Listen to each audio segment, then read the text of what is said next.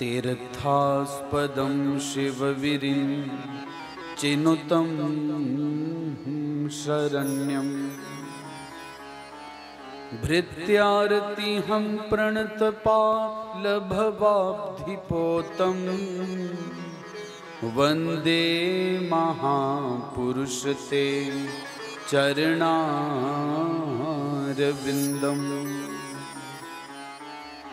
नारायणं नमस्कृत्य नरं चैव नरोत्तमं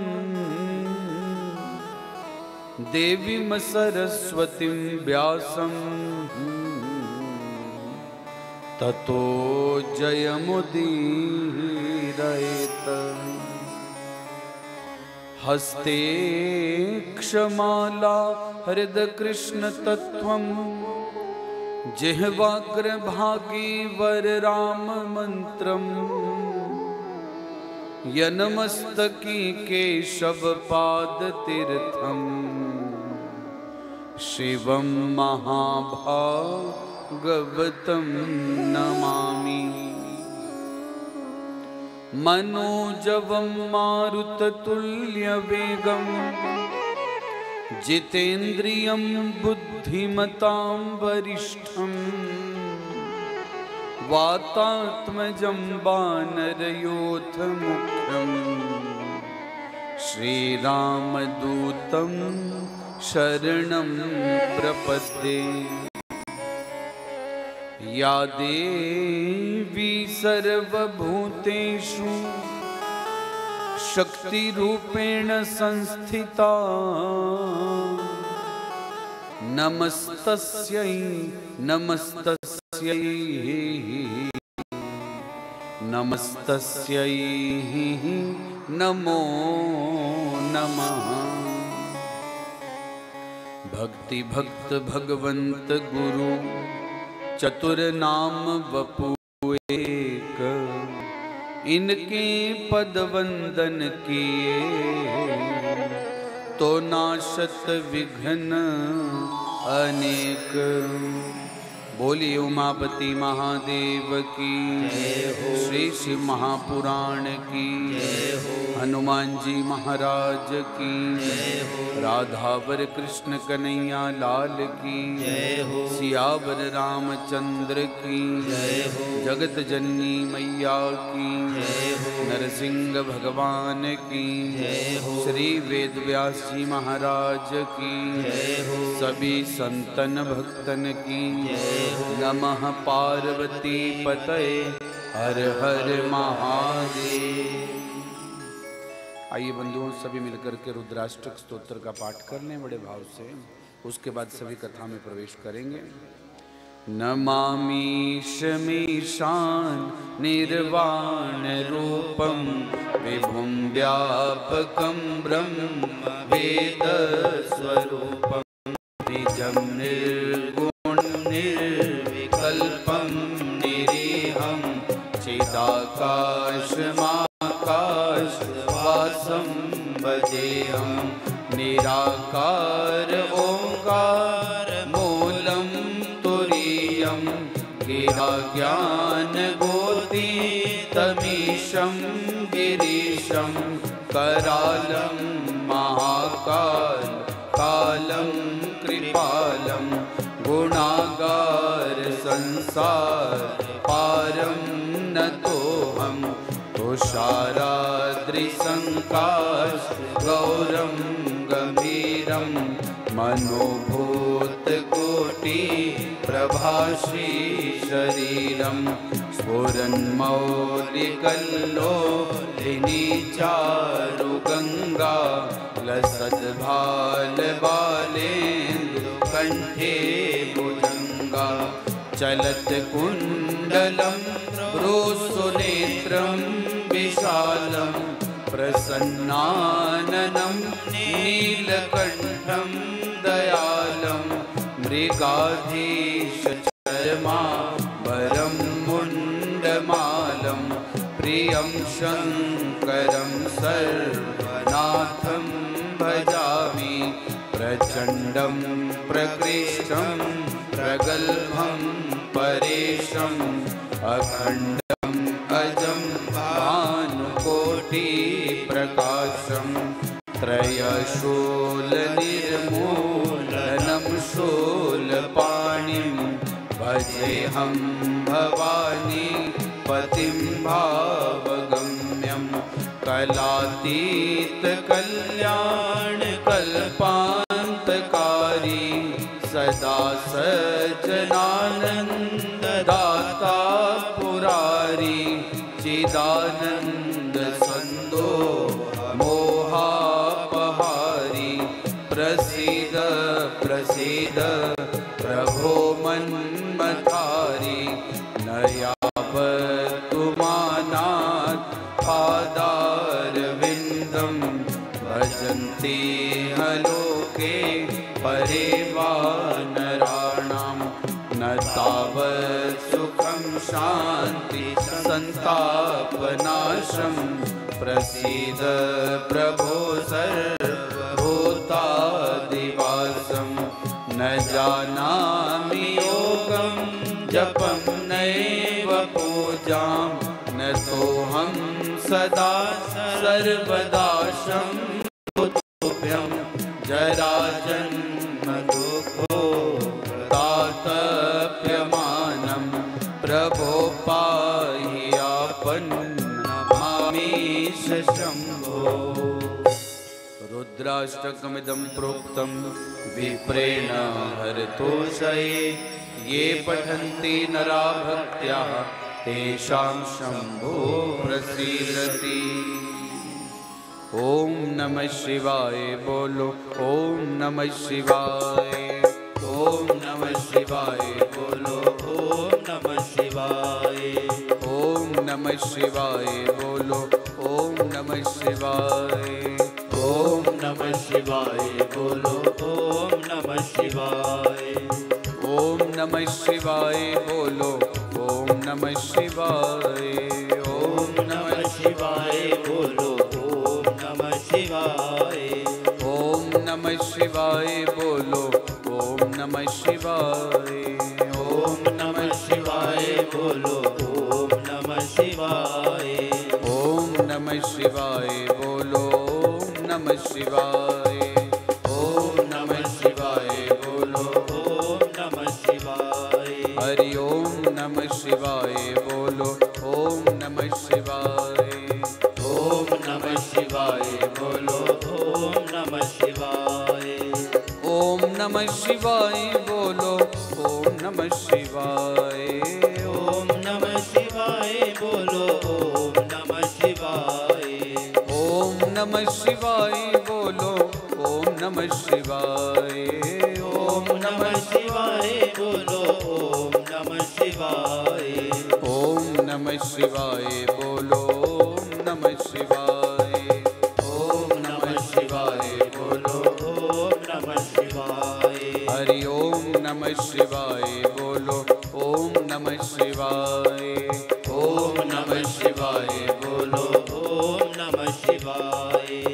ओम नमः शिवाय बोलो ओम नमः शिवाय। ओम नमः शिवाय बोलो ओम नमः शिवाय। ओम नमः शिवाय बोलो ओम नमः शिवाय।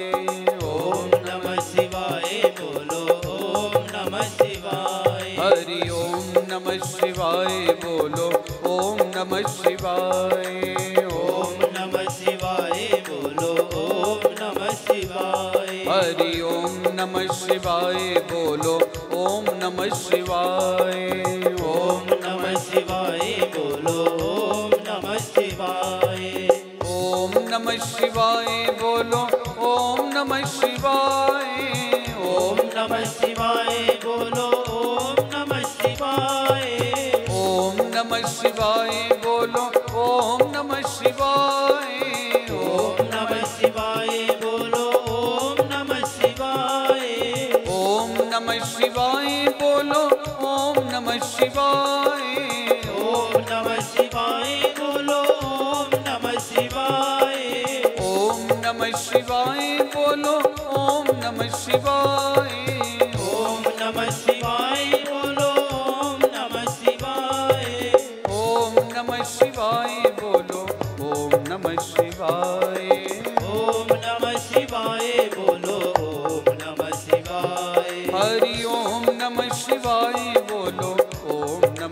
शिवाय। ओम नमः शिवाय बोलो ओम नमः शिवाय।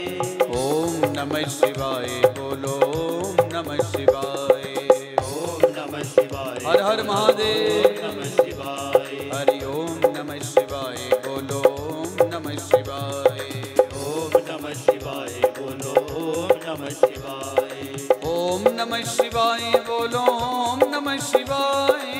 ओम नमः शिवाय बोलो ओम नमः शिवाय। ओम नमः शिवाय बोलो ओम नमः शिवाय। ओम नमः शिवाय बोलो ओम नमः शिवाय।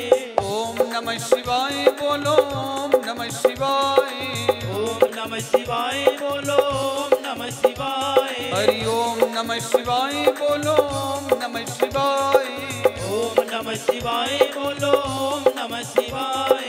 ओम नमः शिवाय बोलो ओम नमः शिवाय। ओम नमः शिवाय बोलो ओम नमः शिवाय। ओम नमः शिवाय बोलो ओम नमः शिवाय। ओम नमः शिवाय बोलो ओम नमः शिवाय। हरि ओम नमः शिवाय। ओम नमः शिवाय। ओम नमः शिवाय। ओम नमः शिवाय। हरि ओम नमः शिवाय। ओम नमः शिवाय। हरि ओम नमः शिवाय। ओम नमः शिवाय। बोलिए उमापति महादेव की जय। नमः पार्वती पतये हर हर महादेव।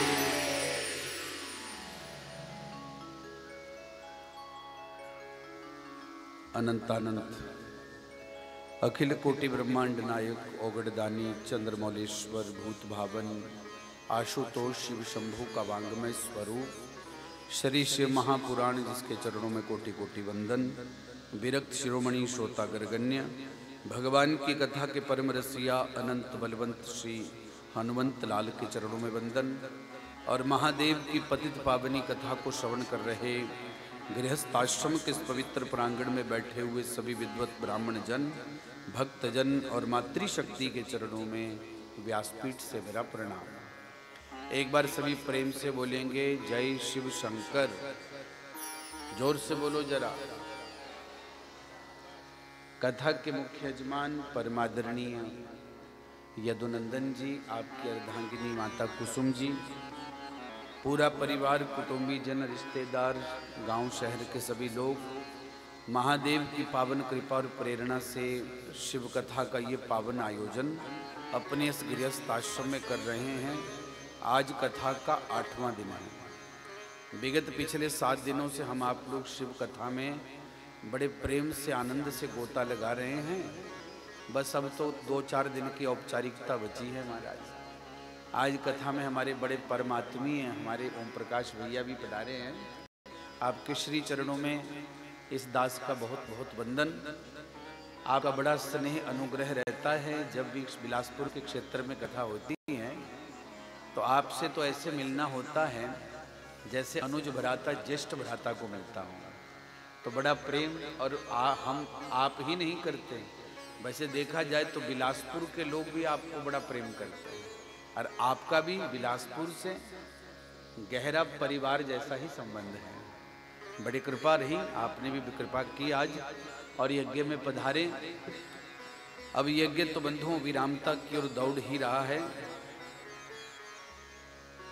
गोस्वामी जी ने मानस में एक चौपाई गाई है, बोले मछली सबसे ज्यादा सुखी वहां होती है जहां पानी की गहराई है। ऐसे हम आप लोग भी सबसे ज्यादा सुखी कहाँ हैं? जहां भगवान की भक्ति है। हाँ, गोस्वामी जी गाते हैं, मीन सुखी जहां नीर अगाधा, मीन सुखी जहां नीर अगाधा, जिमि हरि भजन ना एकहूँ बाधा, जिमि हरि भजन ना एकहूँ बाधा। सिया राम जय राम, जय जय राम, सिया राम जय राम, जय जय राम। मछली बड़ी गहराई में रहती है, कोई बड़ी मछली उसको खा नहीं सकती। ऐसी भगवान का भजन करने वाला व्यक्ति भी बुलेट प्रूफ जैकेट पहन करके रहता है। जिमी हरि भजन न एकहूं बाधा। और हम आप लोग बड़े भाग्यशाली, इस कलिकाल के घोर समय में भी, जब हवा भी अशुद्ध है, पानी भी अशुद्ध है, भोजन भी अशुद्ध है, लेकिन बंधु अपने मन को शुद्ध करने कैसे बैठे हैं? बोले भगवत नाम लेकर के। नाम जो है ना, अणु अणु परमाणु परमाणु को पवित्र कर देता है। और एनवायरमेंट का बहुत फर्क पड़ता है भैया, तन पर भी मन पर भी। ठीक है, तो ये आंगन तो ऐसे भी तीर्थ तुल्य बन ही चुका है। सुबह मूल पाठ, दिन में कथा, रात को कीर्तन, और ऐसे नाचते हो जैसे भूत प्रेत नाचते हैं। ऊपर से देख रहा था मैं कल परसों। चलो अच्छी बात है, शिव जी के शिव कथा में भूत प्रेतों की तरह ना नाचे तो फिर क्या फायदा हुआ कथा सुनने का है? पिछले कल शिव कथा के अंतर्गत आप लोग विशेष 2 अवतारों पर ही प्रकाश डाल पाए। पहला प्रकाश डाला हम आप लोगों ने किसके ऊपर? बोले दुर्वासा जी के ऊपर। दूसरा प्रकाश डाला हम आप लोगों ने पिपलाद जी। और तीसरे हैं महादेव के अवतार श्री हनुमान जी महाराज। हनुमान जी के आने के एक नहीं अनेकों कारण हैं। शंकर स्वयं केसरी नंदन, तेज प्रताप महाजगवंदन। हनुमान जी शंकरावतार है। जब राम जी इस धरती पर आने थे ना, तो सभी देवताओं ने कहा प्रभु हमको भी जाना है आपके साथ धरती पर। भगवान ने कहा तो छो जाओ तैयार चलने के लिए। और ऐसे भी भगवान कभी अकेले नहीं आते, परिकर को साथ लाते हैं। सबसे पहले शंकर बाबा तैयार हुए, हनुमान जी के रूप में आ गए। ब्रह्मा जी तैयार हुए, किस रूप में आए? जोर से बोलो। रामायण सुनी अभी कुछ दिन पहले, बोलो। माता रक्षा जी के यहाँ पर राम कथा का ही तो स्वाद लिया था हमने। बताओ बताओ, ब्रह्मा जी किस रूप में आए थे धरती पर? बोले जामवंत के वचन सुहाए, सुनि हनुमंत हृदय अति भाए। ब्रह्मा जी जामवंत के रूप में आए हैं। इंद्र ने कहा हमको भी जानना है, तो किस रूप में आए? बोले बाली के रूप में। सूर्य नारायण ने कहा हमको भी जानना है, तो किस रूप में आए? बोले सुग्रीव के रूप में। सभी देवता भी तैयार हो गए, हमको भी जानना है।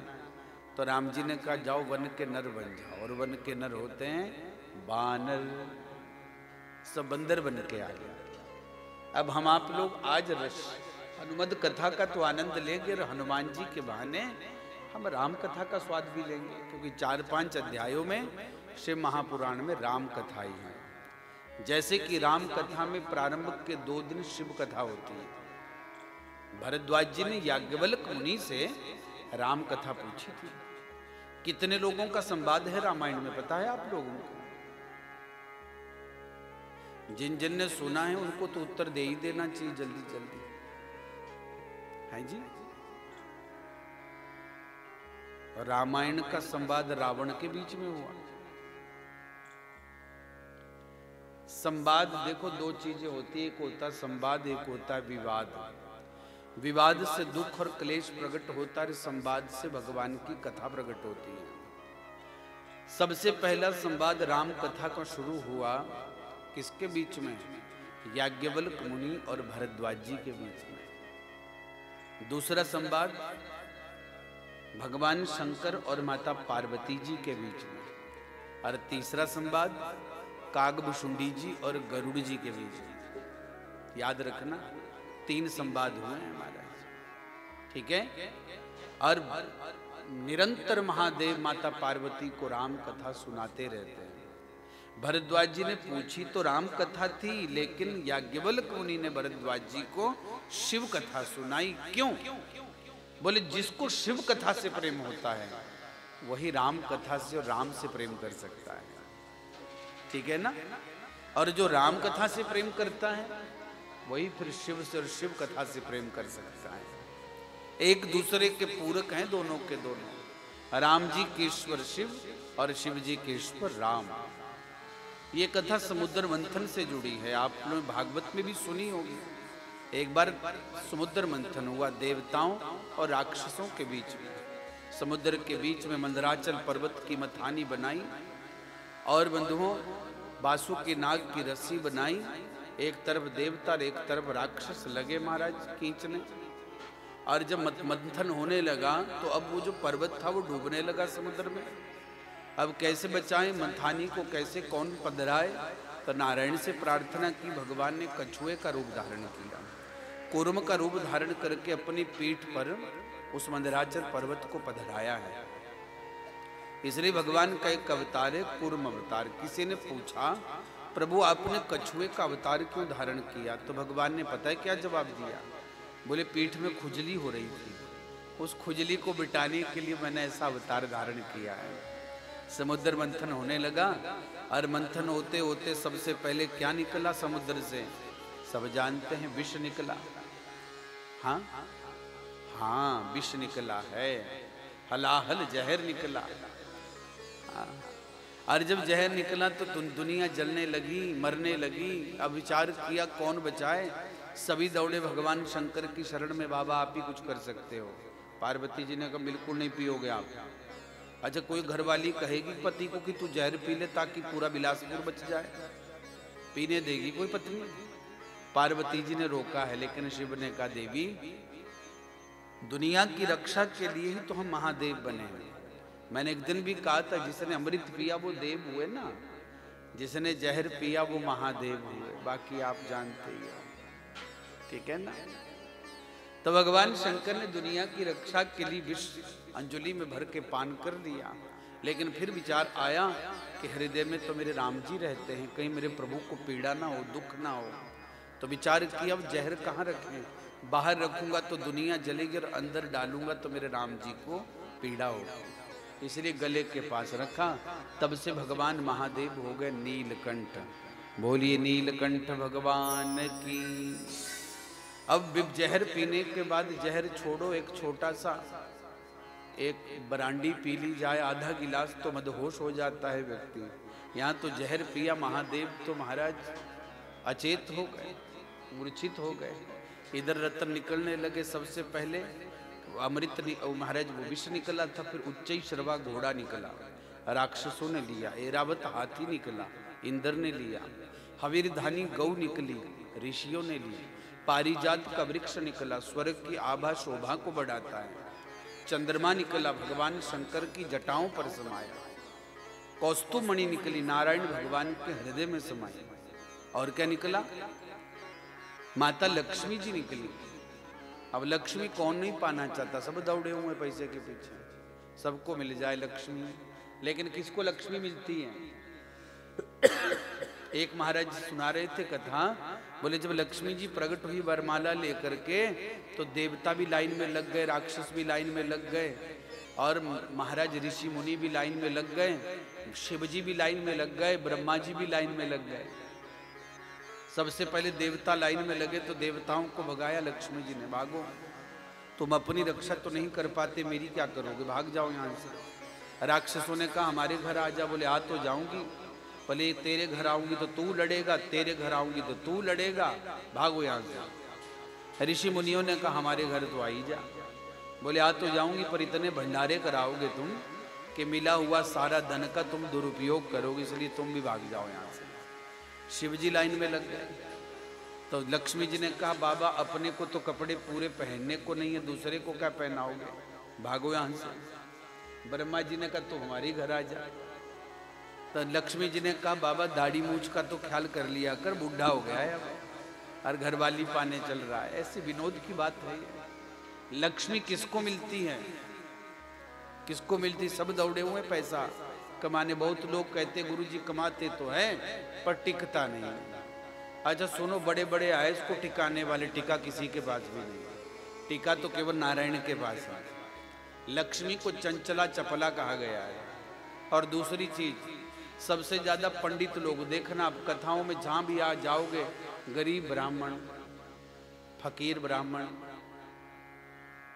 अब को नाराज मत होना मेरे भाइयों, ब्राह्मणों को माता लक्ष्मी जी ने ही श्राप दिया, तुम्हारे घर कभी नहीं टिकूंगी मैं, तुम जितना मर्जी रात दिन कमा लो। कब दिया था शराब? जब अगस्त्य जी ने पूरे समुद्र को पी लिया था। तो लक्ष्मी समुद्र तनया है, समुद्र की पुत्री है। उसी दिन ब्राह्मणों से बैर हो गया था माता लक्ष्मी जी को। और शराब दिया था, ब्राह्मणों तुम जितना मर्जी कमा लो, तुम्हारी बस केवल जरूरतें पूरी होगी, इच्छा नहीं। मैंने ठेका ले रखा पूरा करने का। वैसे जरूरतें तो सबकी पूरी हो रही है, लेकिन हमने जो इच्छाएं पाल रखी है ना, उसका ठेका थोड़ी ना ईश्वर ने दिया है। मुझे तो लगता है जो मिला ना उसका ही शुक्रिया कर लो। हाँ, जो मिला उसका शुक्रिया तो नहीं करते, पर जो नहीं मिलता है ना उसके लिए सर पटके जाते हैं हम आप लोग हैं। इसलिए क्या करो, ये की बात कहो भगवान से कि मुझे तुमने दाता बहुत कुछ दिया है, तेरा शुक्रिया है, तेरा शुक्रिया है, शुक्रिया है तेरा। अच्छा एक बात बताओ, सबसे बड़ी उपलब्धि मानव तन मिला है। देखने को आंख, चखने को जीभ, सुनने को कान और सूंघने को नाक, कर्म करने को हाथ, चलने को पांव। और क्या चाहिए भाई? कमा करके खाना पड़ेगा, कमाना तो पड़ेगा भैया। देखो हिरण भी सिंह शेर के मुंह में अपनी मर्जी से नहीं आता, शेर को प्रयास करना ही पड़ता है। ऐसे ही कम खाने के लिए कमाना तो पड़ेगा।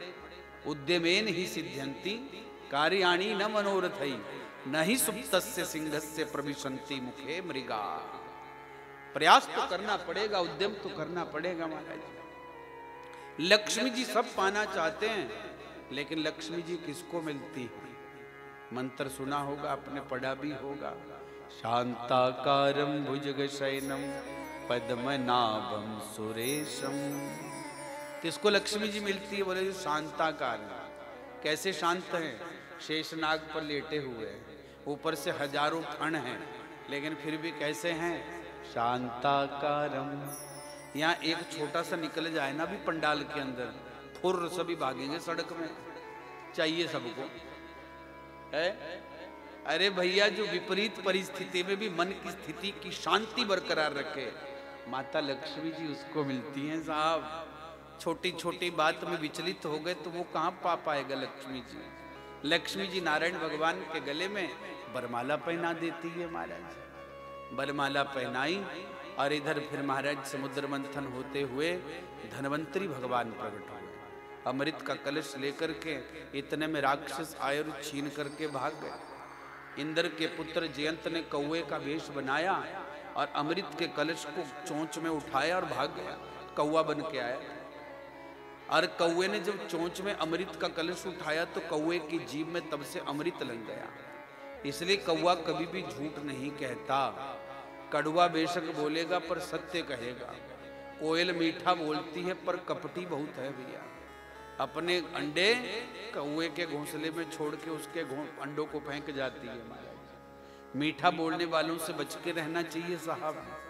कौवा उड़ता हुआ गया, 4 जगह आराम किया, उज्जैन, नासिक, प्रयागराज और हरिद्वार। जब विश्राम किया तो अमृत की कुछ बूंदें धरती पर गिरी और उसी उपलक्ष्य में इन्हीं 4 स्थानों पर कुंभ और अर्धकुंभ मनाया जाने लगा। जब अमृत की बूंदें गिरी तो कुशा और दुर्वा, कुशा पता है कैसे प्रकट हुई है? वाम वराह भगवान के रोमकूप जब झाड़े थे ना उन्होंने, जब धरती माँ को ऊपर समुद्र के ऊपर स्थापित किया, रोमकूप झाड़े, उससे कुशा की उत्पत्ति हुई थी महाराज। और उसी कुशा और दुर्वा को अमृत स्पर्श हुआ और कुशा दुर्वा वंश वृद्धि का प्रतीक मानी गई है। इसलिए पूजा में आज भी प्रयोग होती है। सूखी भी फेंक दो, शुरू हो जाएगा काम वहीं से। इतनी महिमा है कुशा दुर्वा की भैया, ठीक है ना? हाँ, इसलिए सुबह उठ कुश पवित्री का पहनाते हैं ना, सुबह सुबह पूजा करते हैं पंडित जी। या तो कहते या तो इस अंगूठी में सोने की मुद्रिका पहन लो, या फिर कुश या महाराज दुर्वा की पवित्री पहन लीजिए। दुर्वा तो महाराज सुबह बनाई जल्दी खराब हो जाती है, लेकिन कुशा जो आज जब कुशोत्पाटनी अमावस्या आती है तो 1 वर्ष तक उसको प्रयोग किया जा सकता है महाराज, ठीक है ना? और फिर कौवा उठा करके आया, फिर अमृत का कलश इधर छीना जपटी हुई, तो अब भगवान ने मोहिनी का भेष बनाया और मोहिनी का भेष बना करके राक्षसों से कहा चिंता न करो, बराबर सबको अमृत पिलाऊंगी, पर पहले देवताओं को पतला पतला पिला लेती हूँ, गाढ़ा गाढ़ा तुमको बाद में पिलाऊंगी। अब पतला पतला बस पिलाने लगे। अमृत तो राहु नाम के राक्षस को पता लग गया, हमारे साथ तो छल हो रहा है। सूरज और चांद के बीच में राहु राक्षस बैठ गया अमृत पीने। जैसे ही पिया, चंद्रमा समझ गया ये तो राक्षस, और प्रभु को शिकायत लगाई, प्रभु ये देवता नहीं है। भगवान ने उसी समय सुदर्शन चक्कर से राहु का सिर काट दिया, पर पूंछ बूंदे नीचे जा चुकी थी। और इस आदमी के अब 2 टुकड़े हो गए, एक राहु और एक केतु हो गया। वैसे देखा जाए आदि में, प्राचीन समय में हमारे यहाँ पर केवल 6 ग्रह ही पूजे जाते थे, ठीक है ना। पर परिवारवाद भी है भैया ग्रहों में। सूर्य नारायण ने कहा कि मेरे बेटे को भी पदवी दो भैया, तो शनिदेव को बैठा दिया 7वें नंबर पर। हालांकि वो अलग बात है कि बाप बेटे की कभी बनती नहीं है, ये तो हो गया परिवारवाद। अब सरकार हाई कमांड का प्रेशर भी आया, क्या बोले राहु केतु को भी करो, अब अडप्ट करने पड़े, प्रेशर पड़ा ना, तो 9 हो गए भैया। और यही राहु और केतु बार बार भैया सूर्य और चांद से ग्रहण लगा करके बदला लेने लगे भैया।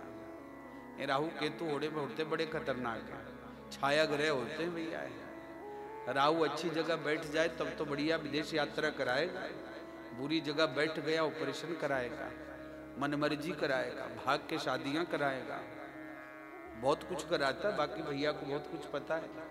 इसलिए मैंने कल कहा था ना, सबसे अच्छा ग्रह तो मुझे सारे ग्रहों में शनिदेव ही लगे भैया। और जैसा वैराग्य धारक और भक्ति कराने वाला कोई ग्रह नहीं। न्याय के देवता हैं हमारे शनिदेव। हाँ, इसलिए शनि की दशा लगे तो डरना नहीं, कोई डराए तो डरना भी नहीं। क्योंकि पिपलाद जी ने कहा है महादेव से कि 16 साल तक शनिदेव पीड़ा न दे, जिस बच्चे को पैदा होते ही शनि की दशा लगी, 16 वर्ष तक पीड़ा न दे। पीपल की जड़ में जल चढ़ावे, दिया लगाए और मेरा केवल नाम उच्चारण करे पिपलाद, तो उसको शनि कभी पीड़ा न दे। हाँ, अब महाराज एक दिन सोचा राहु ने कि चंद्रमा ने मेरी शिकायत लगाई, बदला लूंगा मैं इससे। और दौड़ पड़ा चंद्रमा के पीछे और चंद्रमा को पकड़ करके सीधा अंदर डाल देता था पेट में। लेकिन इस नालायक राहु को ये नहीं पता था कि नीचे से तो साफ है काम तेरा। ऐसे डालता था चंद्रमा को, नीचे से निकल जाता था चंद्रमा। और चंद्रमा तो कहता था ही मौज, मैं तो जिंदा बच गया। बोले बच्चू अब निगलूंगा नहीं, तुझे दांतों में फंसा के रखूंगा। अब चंद्रमा ने सोचा अब नहीं बचने वाले। उस दिन शुक्ल पक्ष की द्वितीया तिथि थी, जब राहु दौड़ रहा था चंद्र के पीछे। चंद्रमा ने सोचा एक काम करता हूं, यदि बचना है तो महादेव की शरण ग्रहण करता हूं। सीधे आए चंद्रमा, कहाँ? काशी विश्वनाथ। और बोले बाबा से, कहाँ है महादेव, मेरे प्राणों की रक्षा करो इस दुष्ट राहु से। शिव जी ने उठाया और उठा करके चंद्रमा को अपने मस्तक पर पधरा दिया। इसलिए शिव जी की जटा पर जो चंद्रमा है कौन सा है? बोले शुक्ल पक्ष की दूज का चांद है। राहु ने कहा शिव जी से, देव मेरा शिकार। बोलो मेरे सामने यदि तो यानी चंद्रमा को कुछ किया तो मैं तुझे भस्म कर दूंगा। राहु ने कहा जब इस दुष्ट आदमी को आप स्वीकार कर सकते तो मुझे भी कर लो। अब चंद्रमा दुष्ट कब से हो गया? चंद्रमा में 3 कमियां हैं महाराज, नोट करना। कौन कौन सी 3 कमियां हैं? पहली कमी, ये कभी भी अपने प्रकाश से प्रकाशित नहीं होता, ये सूर्य के प्रकाश से प्रकाशित होता है। दूसरी कमी, ये सुंदर जितना मर्जी हो पर दाग जरूर है। और तीसरी कमी, गुरु की पत्नी को बुरी नजर से देखता है चंद्रमा। लेकिन जब से भगवान शंकर ने अपनी जटाओं पर चंद्रमा को पधराया है, चंद्रः सर्वत्र वंदिते, चंद्रमा त्रिलोक पूज्य हो गया। तो राहु ने कहा जब इसको स्वीकार कर लिया आपने तो मुझे भी कर लो। तो भगवान शंकर ने राहु को पकड़ा और अपनी माला में पिरो लिया। तो आज भी आप काशी जाएं तो काशी में जाके महादेव के गले में राहु का सिर टांगा जाता है महाराज। इसलिए ग्रहों में कुंडली में यदि राहु की दशा लग जाए, महादशा, अंतरदशा, प्रत्यांतर दशा, तो डरने की जरूरत नहीं। शिवार्चन करिए, रुद्राभिषेक करिए, शिव भक्ति करिए, तो क्या होगा? राहु कभी भी पीड़ा उस जीव को नहीं देंगे महाराज। हाँ, इस समुद्र मंथन की पूरी कथा, और तब से भगवान शंकर का नाम हो गया नीलकंठ। परंतु शिव जी ने जब विष पिया था तो महादेव तो महाराज नशे में चले गए। बहुत दिनों बाद जब नशा उतरा तो नारायण भगवान से कहा, प्रभु आपने दुनिया की देवताओं के ऋषियों की रक्षा के लिए मोहिनी रूप धारण किया। और हाँ किया महाराज। बोले मैं नहीं देख पाया।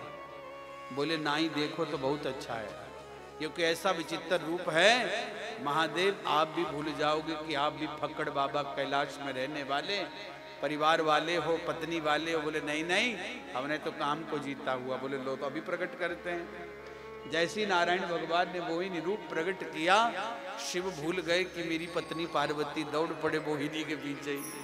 भगवान भागे, कभी छुपे कभी सामने आ जाएं। शिव तो पागल हो गए कई दिनों तक मोहिनी भगवान के चक्कर में। और एक पल के लिए मोहिनी को पकड़ करके भगवान महादेव ने जैसे ही आलिंगित किया, कथा आती है शिव पुराण की, इन दोनों के तेज पुंज के संस्पर्श संसर्ग से हनुमान जी की उत्पत्ति संसार में होती है। बोलिए हनुमान जी महाराज की। एक कथा तो ये। दूसरी कथा, हनुमान जी को हमारे यहाँ पर पवन पुत्र भी कहा गया, केसरी नंदन भी कहा गया। क्यों? अब आओ, रामायण से ये कथा जुड़ी हुई है। रामायण में आप लोगों ने सुना होगा, राजा दशरथ संतान नहीं थी। कितने साल के हो गए थे? बोले 60,000 वर्ष के हो गए थे, पर संतान नहीं थी। कितनी पत्नियां हैं इनके? बोले 360, पर 3 विशेष पटरानियां हैं, कौशल्या जी, सुमित्रा जी और महारानी कैकेयी जी। हाँ, वो अलग बात है कि बिटिया जरूर है राजा दशरथ की। कौन है? जोर से बोलो। दशरथ की एक बेटी जिसका नाम है शांता, और शांता के पति का नाम है ऋषि श्रृंग। और जानते हो ये शांता किसकी पुत्री है? ये पुत्री है महारानी सुमित्रा की। वैसे राम जी 2 बहनों को बहुत प्रेम करते हैं। एक तो है शांता, वो तो बहन है ही, पक्की बात है। लेकिन एक और बहन को बड़ा प्रेम करते हैं। कौन है? बोले सरयू। कौन है सरजू? सरयू सरजू जो भी बोलो। किसकी बेटी है? वशिष्ठ जी की पुत्री है, गुरुदेव की पुत्री है। और आज भी अयोध्या में सरयू नदी बहती है। गुरुदेव की बेटी को राम जी सगी बहन की तरह प्रेम करते हैं महाराज। राजा दशरथ 60,000 वर्ष के हो गए, पर पुत्र नहीं है, संतान नहीं है। क्या करें? गुरुदेव के पास गए, वशिष्ठ जी के पास। इधर वशिष्ठ जी की पत्नी अरुंधति को वशिष्ठ जी ने इशारा किया, अरुंधति थोड़ी देर में दशरथ 3 रानियों के साथ आने वाले। बोले तो एक काम करना, हमारा ललना जो पलने में झूल रहा है। कौन? बोले शक्ति। शक्ति पलने में झूल रहा था। एक काम करना, जब दशरथ मेरे सामने बैठे तो उसको चोटी लगा देना। चोटी समझ गए ना? बचपन से लगाई होगी आप लोगों ने, बचपन में खूब लगाई होगी, लड़े झगड़े होंगे। हाँ, क्यों लगाना? बोले ये बाद में बताएंगे। इधर दशरथ 3 रानियों के साथ बैठे, और इधर वशिष्ठ जी ने इशारा किया कि अरुंधति कर अपना काम। अरुंधति ने चोटी लगाई, बालक रोने लगा तो दशरथ ने कहा, गुरुदेव आपका पुत्र क्यों रो रहा है, कहीं बीमार तो नहीं?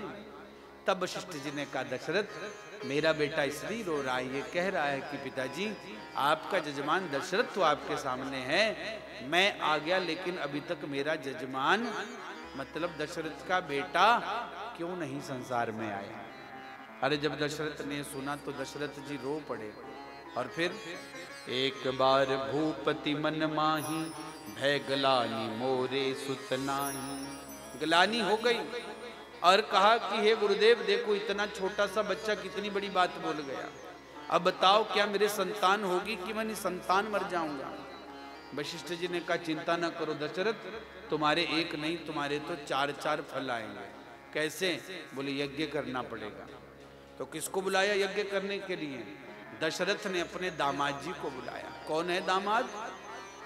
अभी थोड़ी देर पहले बोला था, श्रृंगी ऋषि, जिसको वाल्मीकि रामायण में ऋषि श्रृंग कहा गया है।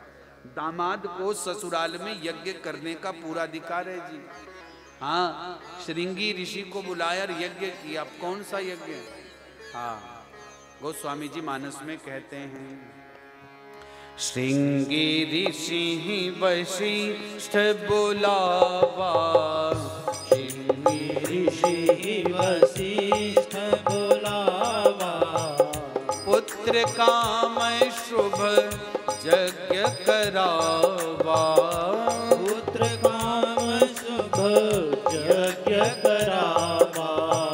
सिया राम जय राम जय जय राम, सिया राम जय राम जय जय राम। श्रृंगी ऋषि शिष्ट बुलाया, यज्ञ किया और बंधुओं त्रेता युग था। भगवान यज्ञ नारायण प्रकट हुए। कब? भक्ति सहित मुनि आहुति कीने और प्रगटे अग्नि चरु कर लीने। यज्ञ नारायण प्रकट हुए। यज्ञ से कहा कि लो दशरथ, ये प्रसाद तीनों रानियों में बांट दो। तीनों रानियों को पंक्तिबद्ध होकर के बिठाया। महारानी कौशल्या, सुमित्रा और कैकेयी। 3 भाग किए प्रसाद के। एक भाग महारानी कौशल्या को दिया, एक भाग कैकेयी को दिया और बीच में सुमित्रा को भी दे दिया। लेकिन सुमित्रा इधर उधर लगी देखने प्रसाद, कभी इसका देखे कभी उसका देखे, इसको ज्यादा मिला कि इसको ज्यादा मिला। जो दूसरे का प्रसाद देखता है ना, उसका कोई और ही उड़ा लेता है। कौन आया उड़ाने? अंतरिक्ष से चील उड़ती हुई आई और सुमित्रा की गोद से प्रसाद पंजे में लेकर के भाग गई। इधर सुमित्रा रोने लगी, बहनों मेरा प्रसाद तो ये उड़ा करके ले गई। बोले तो तुम थोड़ा थोड़ा दे दो मुझे प्रसाद। बोले क्या मिलेगा? बोले तुम दोनों ने यदि प्रसाद दिया तो क्या होगा? यदि तुम दोनों के प्रसाद से मेरे 2 बेटे हो गए तो वचन देती हूँ अपने दोनों बेटों को तुम दोनों के बेटाओं की सेवा में लगा दूंगी। रघुकुल रीति सदा चली आई, प्राण जाई पर वचन न जाई। इसलिए सुमित्रा के कितने पुत्र हुए? बोले 2 हुए, क्योंकि दोनों का प्रसाद खाया था। इधर चील जब उड़ाती हुई प्रसाद ले गई और चीले जंगल में सोचने लगी कि इसकी चोंच में कोई खाने की चीज है। अंतरिक्ष में तुंड युद्ध होने लगा। तुंड युद्ध हुआ, चील की चोंच से प्रसाद गिरा और कहाँ गिरा? नीचे जंगल में गौतम अहिल्या की बेटी अंजनी। किसकी पत्नी है? बोले केसरी की। पूजा करी शिव जी की, क्यों? पुत्र प्राप्ति के लिए। इधर प्रसाद गिरा, पवन देव ने थोड़ी सहायता की और सीधा प्रसाद अंजना मैया की गोद में। और अंजना मैया ने सोचा कि महादेव ने दिया मुझे ये प्रसाद। अंजना मैया पा गई और अंजना मैया की कोख से कौन प्रकट हुए? अनंत बलवंत श्री हनुमंत लाल प्रकट होते हैं। बोलिए हनुमान जी महाराज की। इसलिए हनुमान जी को केसरी नंदन भी कहते हैं, पवन पुत्र भी कहते हैं। मुझे लगता है यज्ञ नंदन भी कहना चाहिए। शंकर स्वयं सुमन भी हैं, दशरथ नंदन भी हैं। हनुमान जी के आने का एक नहीं अनेकों कारण है भैया, ठीक है ना। और बड़े प्रसन्न हुई दुनिया। हनुमान जी तो भैया हनुमान हैं, राम से प्रेम करते हैं और कलयुग के प्रत्यक्ष देव हैं। आओ जरा ताली बजा लो, हनुमान जी की एक पंक्ति गा लो। नींद भी आ रही, आप लोगों को भी भाग जाएगी, ठीक है ना।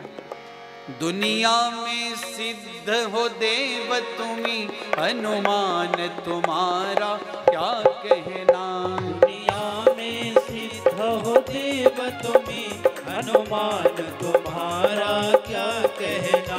कल युग में सिद्ध हो देव तुम्ही, हनुमान तुम्हारा क्या कहना। कल युग में सिद्ध हो देव तुम्ही, हनुमान तुम्हारा क्या कहना।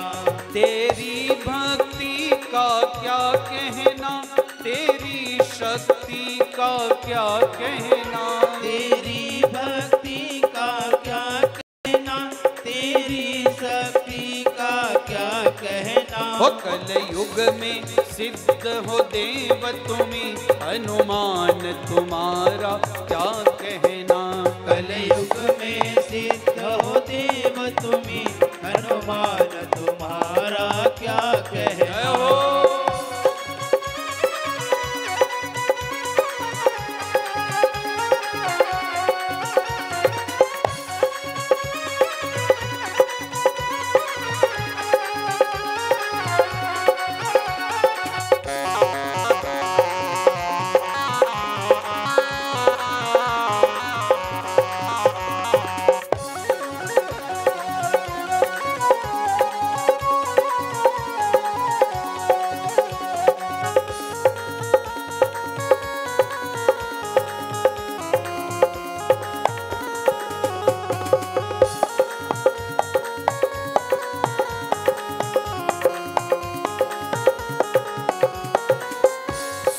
सीता की खोज करी तुमने, तुम 7 समुंदर पार गए। सीता की खोज करी तुमने, तुम 7 समंदर पार गए।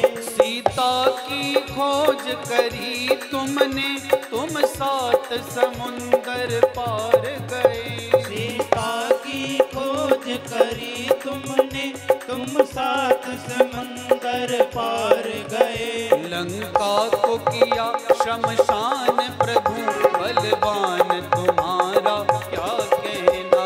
लंका को किया शमशान प्रभु, बलवान तुम्हारा क्या कहना। कल युग में सिद्ध हो देव तुम्ही, हनुमान तुम्हारा क्या कहना। कल युग में सिद्ध हो देव तुम्ही, हनुमान तुम्हारा क्या कहना।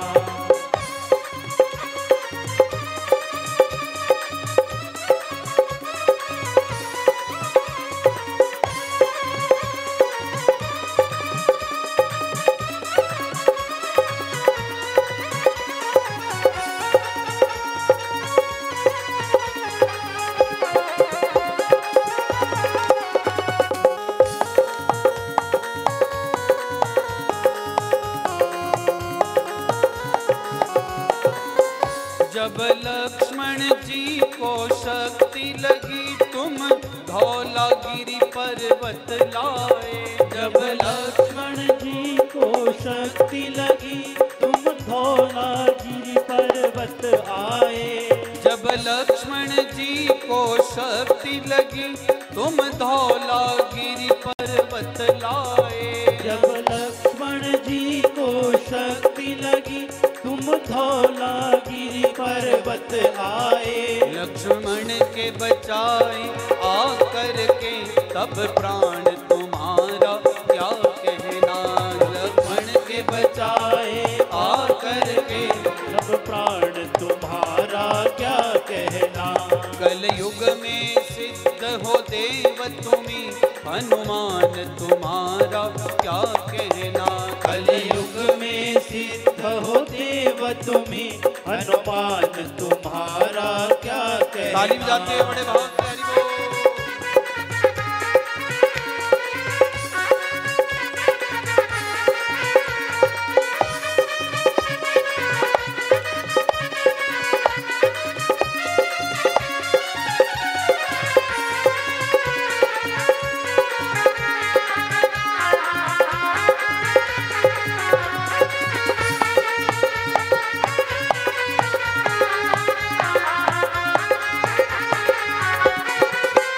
तुम भक्त शिरोमणि हो जग में, तुम वीर शिरोमणि हो जग में। तुम भक्त शिरोमणि हो जग में, तुम वीर शिरोमणि हो जग में। तुम भक्त शिरोमणि हो जग में, तुम वीर शिरोमणि हो जग में। तुम भक्त शिरोमणि हो जग में, तुम वीर शिरोमणि हो जग में। तेरे रोम रोम में बसते हैं, सिया राम तुम्हारा क्या कहना। तेरे रोम रोम में बसते हैं, सिया राम तुम्हारा क्या कहना।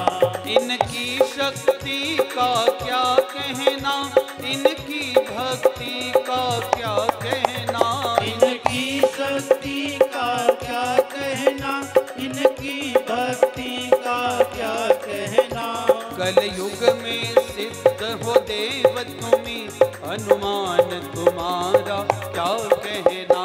कल युग में सिद्ध हो देव तुम्ही, हनुमान तुम्हारा क्या कहना। बलवान तुम्हारा क्या कहना। बलवान तुम्हारा क्या कहना। ओ सिया राम तुम्हारा क्या कहना।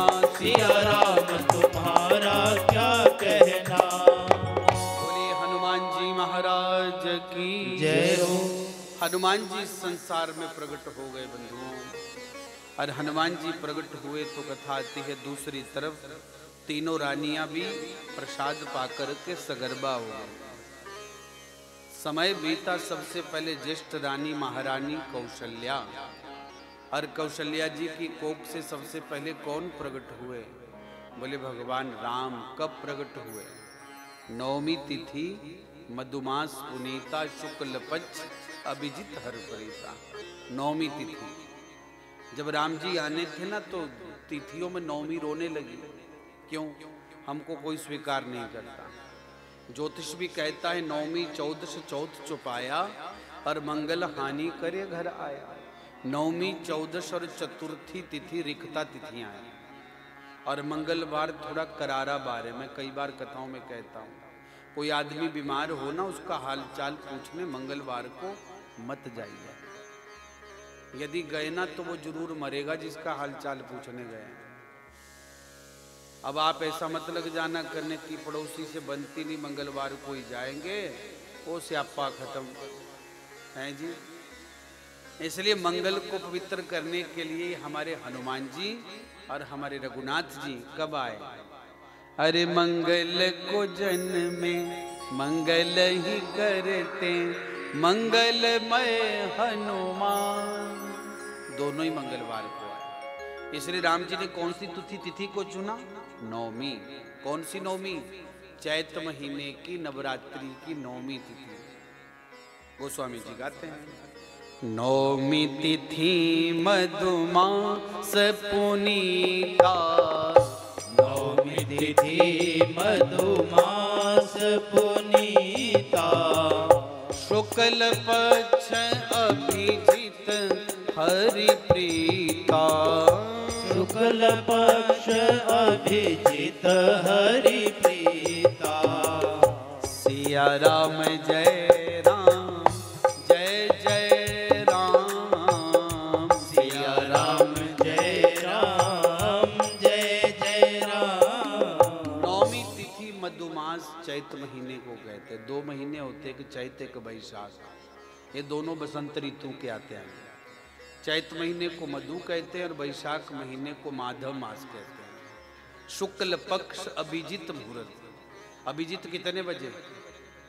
12:15, 12, 12:30, 12:45 के बीच में अभिजित मुहूर्त होता है। ये अभिजित मुहूर्त सब दोषों को काट देता है। हम जहाँ भी कथा में जाते हैं अभिजित मुहूर्त में यात्रा कराते हैं, ताकि सारे दोष मिट जाएं। ठीक है ना? मुझे तो नींद भी आ गई थी उस दिन, ऊपर गाड़ी में बैठे बैठे 11:30 से 12:30, फिर इनको डांट पड़ी। फिर फ़ोन पर कल से लेके गए, अभी तक तैयारियां नहीं हुई। बोले हम तो तैयार करके बैठे, पर वही तैयार नहीं हो रहे जिनसे पूजा हो रही है।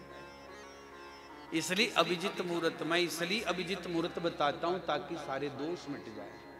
ठीक है, कोई दोष ना रहे नहीं, क्योंकि थोड़ी सी भी गलती हो जाए ना यज्ञ में, उंगली ब्राह्मणों पर उठती है। इसलिए हम पहले ही अपना समय बिल्कुल पक्का जो रखा है। राम जी अभिजित मुहूर्त में क्या हुए? बोले पैदा नहीं हुए, प्रगट हुए। भगवान पैदा नहीं होते, प्रगट होते। भय प्रगट कृपाला दीन दयाला, गाते हो ना? भय प्रगट कृपाला दीन दयाला, कौशल्या हितकारी। किस किस को याद है ये स्तुति? हाथ खड़ा करो। बाकी लोग राधे राधे है। इस स्तुति को रोज जो गाता है ना, वो कभी नरक में नहीं जाता है। गोस्वामी जी ने स्पष्ट लिखा, यह चरित जगावही हरिपद पावही, तेन परहि भवकूपा। वो कभी नरक में नहीं जाता है। संस्कृत में नहीं है, हिंदी में है, गाई जा सकती है। ठीक है ना? और याद हो जानी चाहिए। 1-2 महीने में तो रोटी बनाते गाते रहो, भय प्रगट कृपाला दीन दयाला। और पता ही स्तुति किसने गाई? भगवान शंकर और माता पार्वती जी ने गाई। जब राम जी प्रकट हुए ना प्रसूति गृह में, तो किस रूप में? चतुर्भुज रूप में। कौशल्या जी ने मुंह फेर लिया। भगवान ने कहा, माँ तूने कहा था बेटा बन के आना, और जब आया तो तू मुंह फेर रही है। कौशल्या जी ने कहा, प्रभु मैंने कहा था बेटा बन के आना, आप तो बाप बन के आ गया, इतने बड़े बन के आ गए। बोले तो क्या करूं? बोले छोटे से बन जाइए। राम जी छोटे से बन गए, मैया बनी बात? बोले ना। क्यों? बच्चा पैदा होता है तो 2 बाजू होती है, आपकी 4 है। दुनिया हंसेगी कि कौशल्या ने भूत पैदा किया है। क्या करूं? बोले दो उड़ाओ बाजू, दो उड़ा दी। मैया बनी बात? बोले नहीं बनी। क्यों? बच्चा पैदा होता है तो नंगा आता, आप तो पूरा श्रृंगार करके आए हो, उतारो कपड़े। तो भगवान तो भगत के वश में है, नग्न हो गए भगवान। मैया बनी बात? बोले बिल्कुल भी नहीं। अब क्या कसर है? बच्चा पैदा होता है तो रोता है, आप तो हंसते हुए बत्ती सी दिखा रहे हैं पूरी। उड़ाओ सारे दांत। बोले उड़ा दिए। बोले अब क्या करें? बोले अब दांत तो उड़ा दिए, अब रोना भी शुरू कर दो।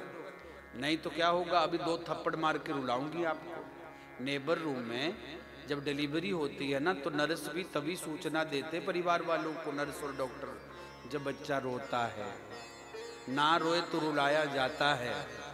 इसलिए कौशल्या जी ने कहा थप्पड़ मार के रुलाऊं कि खुद ही रो रहे हो? मैया थप्पड़ मत मारना, भी रोता हूँ। कैसे रोए? क्वां क्वां क्वां क्वां। जब कोई बच्चा पैदा होती क्वां क्वां करने लगे तो समझ लेना लड़का ही हुआ है। और कोई बच्चा रोते रोते क्या कहे करे? आ, वहां समझ लेना लड़की पैदा हुई है। लड़के आधा मुंह खोल के रोते, लड़कियां पूरा मुंह खोल के रोती हैं। ये पहचान है जी। अंतर्यामी बन जाओगे, बिना देखे बोल सकते हो लड़का है कि लड़की है। ठीक है ना? राम जी हो गए, उतने में महारानी कैकई को सूचना मिली। तो कैकई के यहाँ पर कौन पैदा हुए? बोले भरत पैदा हुए। उसके बाद महारानी सुमित्रा को पीड़ा प्रारंभ हुई। सुमित्रा जी के 2 लाल पैदा हुए। कौन कौन? लक्ष्मण और श्री शत्रुघ्न। 4 हो गए। और जब दशरथ ने सुना कि मेरे पुत्र राम हुआ, तो दशरथ को पता है क्या हुआ? सुख नहीं हुआ। क्या हुआ? आनंद हुआ।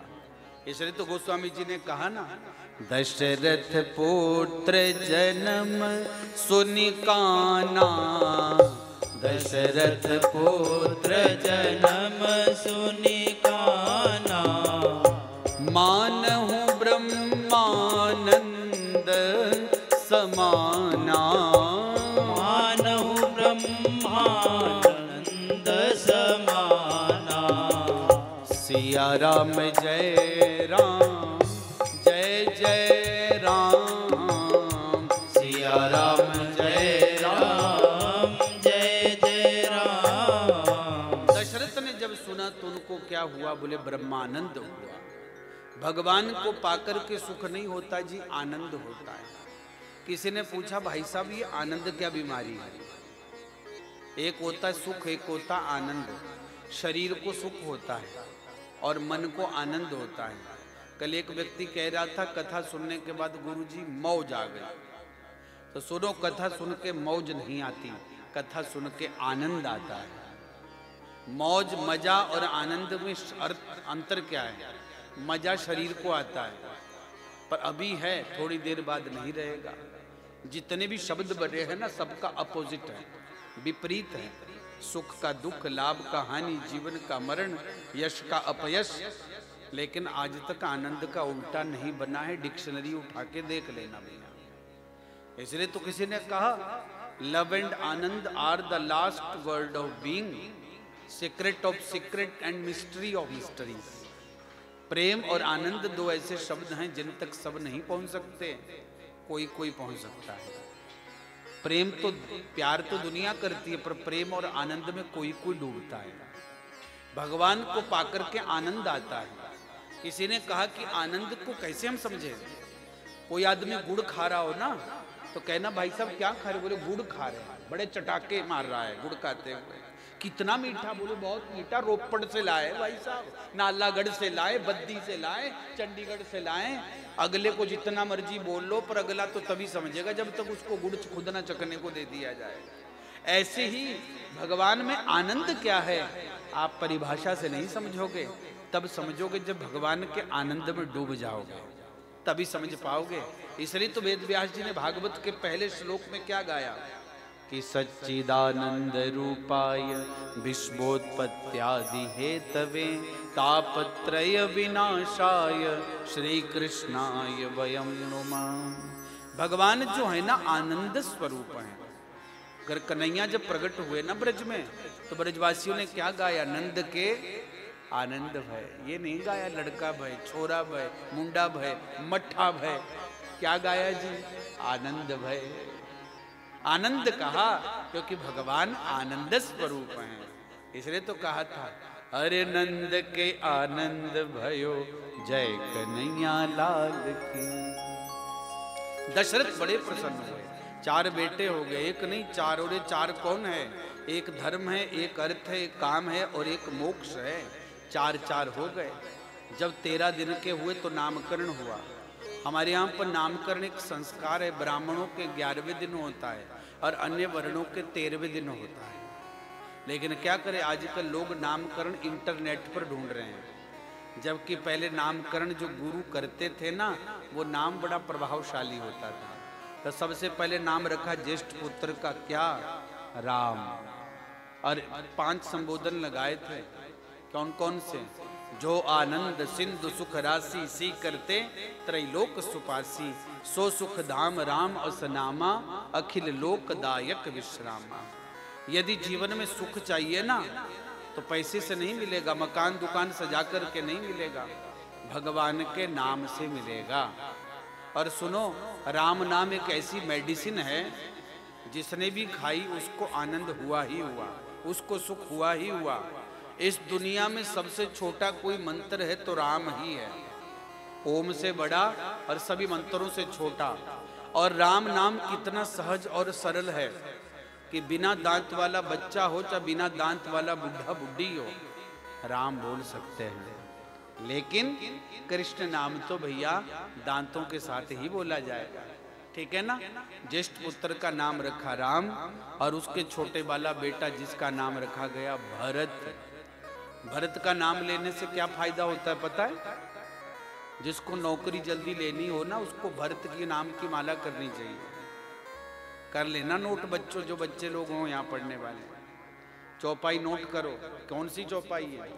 विश्व भरण पोषण कर जोई, विश्व भरण पोषण कर जोई, ताकर नाम भरत अस होई, ताकर नाम भरत अस होई।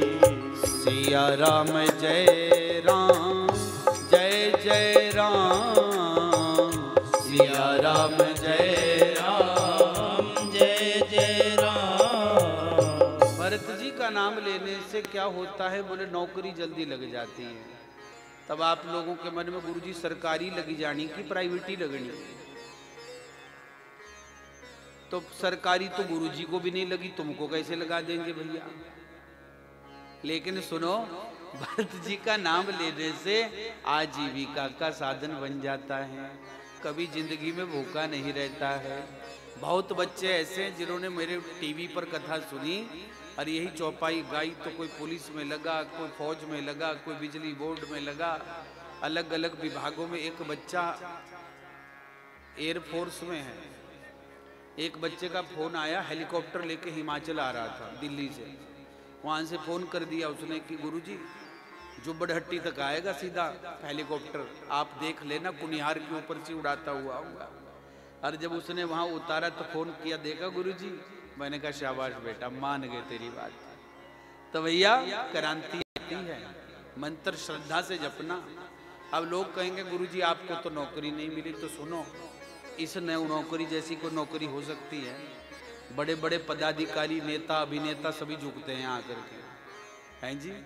मेरे श्यामा तेरी नौकरी सबसे बढ़िया है, सबसे खरी। इस जैसी नौकरी कहाँ हो सकती है भाई, हैं? इसलिए भरत जी का नाम रोज लिया करो, भरत भरत भरत। कभी भूखा नहीं मरेगा जिंदगी में, कमाई का साधन बनेगा।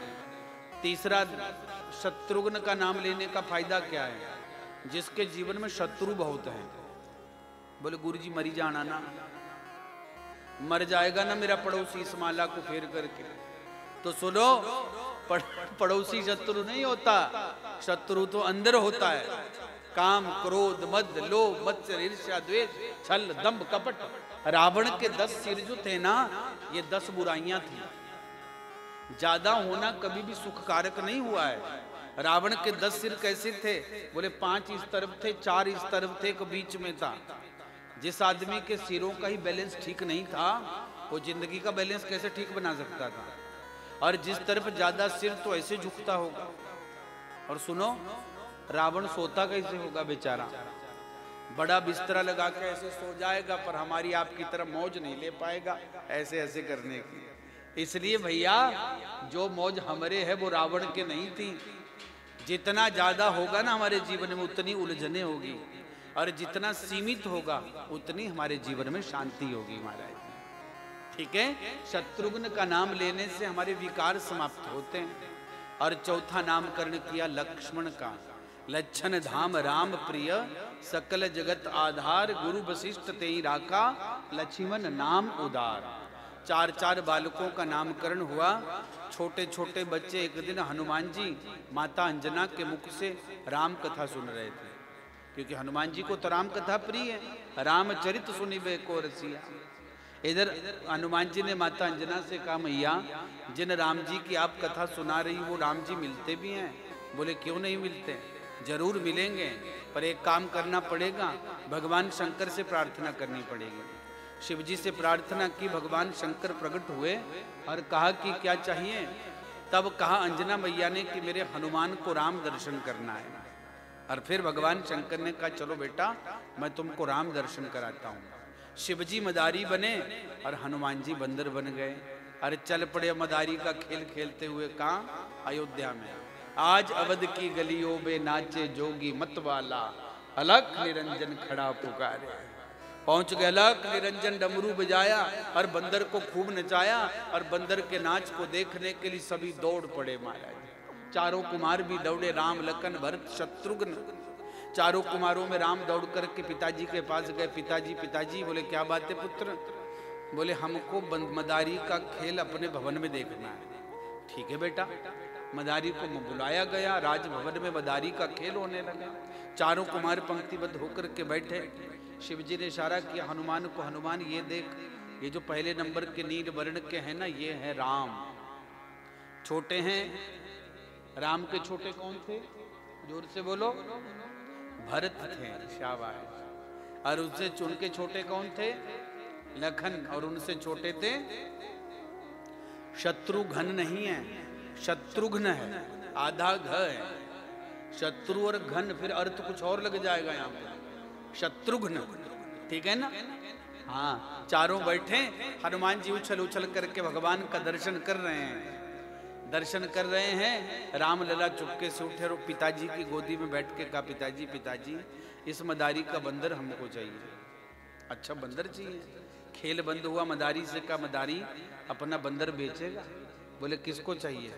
बोले मेरे बेटे को। बोले साहब वैसे तो इस बंदर से ही मेरे आजीविका चलती है, लेकिन यदि आपका बेटा मांग रहा है तो फिर मैं मना नहीं करूंगा। कितने पैसे का बेचोगे? यदि आपका बेटा मांग रहा है तो मुफ्त में दूंगा महाराज। और हनुमान जी बहुत दिनों तक राजभवन में राम जी के साथ बाल लीलाएं करते रहे। बाद में राम जी ने भेज दिया था कि जाओ मारुति, अब मेरी और तुम्हारी भेंट होगी ऋषि मुख पर्वत पर। हनुमान जी चले गए। उसके बाद छोटे छोटे बच्चों को गुरुकुल पढ़ने भेजा गया। और भगवान जब गुरुकुल पढ़ने गए तो थोड़े समय में ही सारी विद्याओं को पढ़ लिया। ये चौपाई जो गा रहा हूं ना, इस चौपाई को नोट करना। जिन बच्चों का पढ़ाई में मन ना लगे, इस चौपाई को रोज गाना, पढ़ाई में मन लगेगा। गुरु गृह गए पढ़न रघुराई, गुरु गृह गए पढ़न रघुराई। अल्पकाल विद्या सब आई, अल्पकाल विद्या सब आई। जाकी सहज श्वास श्रुति चारी, जाकी सहज श्वास श्रुति चारी। सोहरि पढ़ यह कौतुक भारी, सोहरि पढ़ यह कौतुक भारी। सिया राम जय राम, जय जय राम, सिया जय राम जय जय राम। गुरु गृह गए पढ़न रघुराई, अल्पकाल विद्या सब आई। इसकी एक माला जो बच्चा नित्य करेगा उसका पढ़ाई में मन लगेगा। गुरुकुल में एक ही शिक्षा थी सबको। पहले गरीब का, अमीर का, राजा का, रंक का, सबके बच्चों को एक ही शिक्षा पढ़ाई जाती थी। आज अमीर का बच्चा तो और शिक्षा पढ़ रहा है, ICICI बोर्ड, CBSE बोर्ड, और गरीब का बच्चा HP बोर्ड। लेकिन दुर्भाग्य इस देश का क्या है, सरकारी अध्यापक का बच्चा भी प्राइवेट स्कूल में पढ़ रहा है। इसका मतलब सरकारी अध्यापक को भी अपनी शिक्षा व्यवस्था पर विश्वास नहीं रहा। काश गुरुओं के हाथ में आज भी डंडा दे दें तो क्या होगा, प्राइवेट स्कूल आज ही खाली हो जाएंगे। हाँ? गुरुओं के हाथ पकड़ दिए कानून ने, आज एक टीचर कान भी बरोड़ दे तो पूरी पंचायत आ जाती दूसरे दिन। खिचड़ी के हिसाब में फंसा दिया भैया है। एक्टिविटी पूरा दिन बिजी है टीचर, पढ़ाएगा कब बच्चों को। इसलिए पहले गरीब और अमीर का सुदामा भी उसी गुरुकुल में, कृष्ण भी उसी गुरुकुल में। और क्या पढ़े, शस्त्र भी पढ़े और शास्त्र भी पढ़े। लेकिन आज दुर्भाग्य, हम सनातनियों को ना तो शास्त्र पढ़ाया जाता है और ना ही शस्त्र पढ़ाया जाता है। निकम्मे बना दिए गए महाराज, ठीक है ना। और गुरुकुल से पढ़कर के जब आए तो भैया क्या करते, बंधु सखा संग बोले ही जाई, वन मृगया नित खेल ही जाए। अपने मित्रों के साथ वन में हिरणों का शिकार करने जाते थे। किसी ने कहा कि हिरणों का शिकार, ये तो पाप नहीं जानवर को मारना। बोले नहीं नहीं, जे जे मृग राम के बाणे मारे। बोले जो जो हिरण राम के हाथों मरता था ना, वो सीधा स्वर्ग चला जाता था। क्योंकि हिरण नहीं थे, महात्मा ही हिरण बन करके प्रकट होते थे और प्रभु से कहते थे कि प्रभु कृपा का बाण छोड़ के हमारा उद्धार कीजिए। तो राम जी कृपा का बाण छोड़ करके उनका कल्याण कर देते थे। और राम जी सुबह उठ करके एक काम करते थे, क्या भैया, अनुज सखा संग भोजन करही, अपने भाइयों के साथ मिल बैठ करके भोजन करते हैं, वेद अध्ययन पढ़ते हैं। पढ़ते ही नहीं, आप समझही अनुजन समझाएं, अपने आप भी समझते हैं और भाइयों को भी समझाते हैं। घर में दो काम इकट्ठे करने चाहिए मेरी माँ। क्या क्या? बोले भजन और दूसरा भोजन। आज दोनों को ही टाइम नहीं है कि नहीं। माला फेरने बैठेंगे तो कलयुग साथ चलेगा। राम राम राम राम राम राम। तो ऐसे चल रही है माला। रोटी खाने बैठे तो भी मोबाइल चल रहा है भैया, कलयुग है। 4 मेंबर घर में है, रोटी खाने बैठे एक पूरब को भागेगा फोन उठा के, दूसरा पश्चिम को, थाली रह गई। हमारे गुरुजी कहते थे कि सब काम छोड़ के भोजन कर लो भैया। भोजन करते हो कोई आ भी जाए ना तो उठ करके उसके पास भी मत जाओ, क्योंकि जो आपने भोजन त्याग दिया अब वो भोजन ग्रहणीय नहीं है। जो भोजन आपने उठ के छोड़ दिया, जिस भोजन में कंकड़ है, जिस भोजन में बाल है, वो भोजन कभी खाना नहीं चाहिए। उसको त्याग दीजिए महाराज, ठीक है ना। ये जरूर याद रखें और प्रेम से भोजन करें। देखो 2 चीजें पहले इकट्ठी होती थी। आरती पूरा परिवार पहले इकट्ठे करता था घर में, भोजन भी इकट्ठे करता था। इसलिए जब भजन और भोजन की बारी आए ना तो फोन साइलेंट कर दीजिए और बड़े प्रेम से पूरा परिवार बैठ के, जहां भोजन और भजन इकट्ठे होता है ना, वहां प्रेम बढ़ता है। आज प्रेम की सबसे ज्यादा कमी है। आज पति पत्नी भी एक ही बिस्तर पर लेटे हैं तो पत्नी का अपना फेसबुक फ्रेंड है, पति का अपना फेसबुक। जो लाइफ पार्टनर हैं वो बेकार हो गए, अब वो फ्रेंड ज्यादा जरूरी है। जब तुम्हारे को कोई आपत्ति आएगी तो एक नहीं आएगा फेसबुक फ्रेंड, तब वही फ्रेंड काम आएगा जो लेटा हुआ साथ है। उसके साथ टाइम बिताओ भाई, ठीक है ना। आज ये सबसे बड़ी कमी आ गई लोगों में, कनेक्टिविटी। हाँ, और फिर खुद भी भोजन करते, भाइयों को भी कराते, खुद भी वेद पढ़ते, भाइयों को भी पढ़ाते, और सुबह उठ करके एक काम करते हैं, क्या? माता पिता गुरुजनों को प्रणाम करते हैं। प्रात काल उठी कई रघुनाथा, और माता पिता गुरु नावई माथा। माता पिता गुरुजनों को सुबह उठ करके प्रणाम करते हैं। जो सुबह उठ करके प्रणाम करते उसकी 4 चीजें बढ़ती हैं। आयु, विद्या, यश और बल। मैंने एक दिन भी कहा था सुबह उठ के पति को, सास ससुर को पांव जरूर छूना, और मुझे पूरी आशा है कि आपने छुआ ही नहीं होगा। ये मुझे पूरी आशा है। व्यास गद्दी पर बैठ करके बहुत अच्छे से दक्षिणा देते हैं आप लोग मुझे 10-20 रुपए से मतलब नहीं है। जो हमने सुनाया वो जीवन में आप लोग धारण कर लें, इससे अच्छी क्या दक्षिणा हो सकती। बोले गुरुजी जितना मर्जी सुनवाओ, करना तो आहे से ही जो करना। बोलो जय सिया राम, है कि नहीं? जितने मर्जी प्रवचन झाड़ते रहो भैया। और फिर जब रघुनाथ जी 14 वर्ष के हुए तो विश्वामित्र जी का पदार्पण हुआ, और विश्वामित्र जी आकर के राजा दशरथ से कुछ मांगने की याचना करते हैं। बोले महाराज आपसे कुछ मांगने आए, क्या चाहिए? तब कहा महाराज,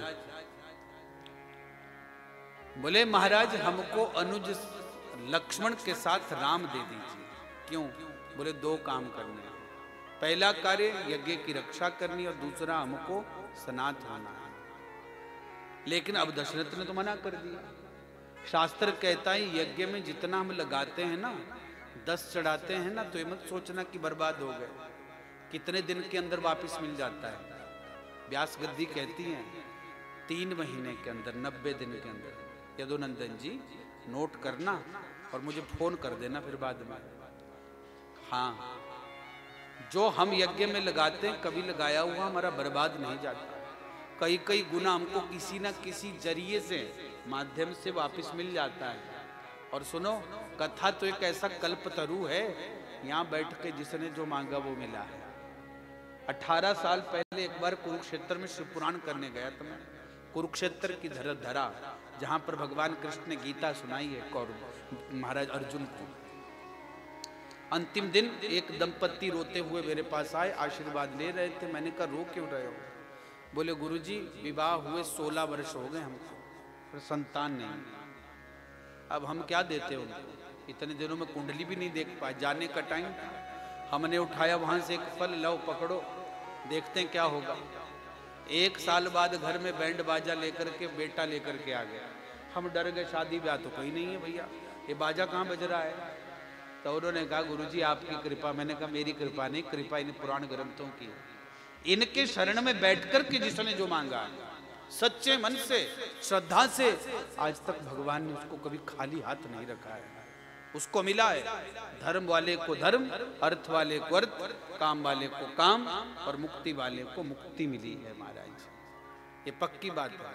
पांडव जब यज्ञ करते थे ना, तो पता है कैशियर कौन बनाया था पांडवों ने? बोलो बोलो, कौन बनाया था? दुर्योधन, दुश्मन बनाया था।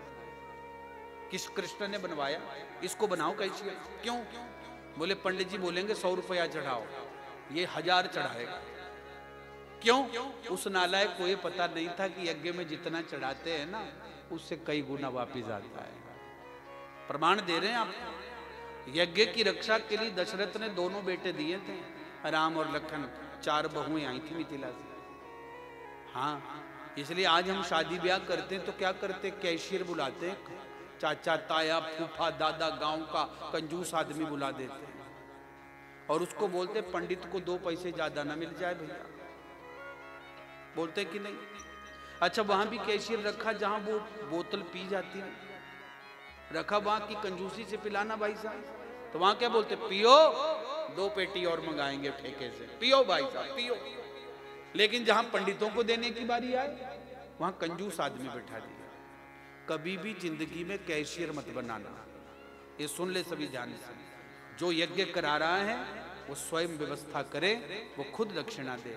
देने वाला तो चाहता है मैं ज्यादा दूं, लेने वाला भी चाहता है कि मुझे इतना मिल जाए, पर काम कौन बिगाड़ता है? बीच वाला।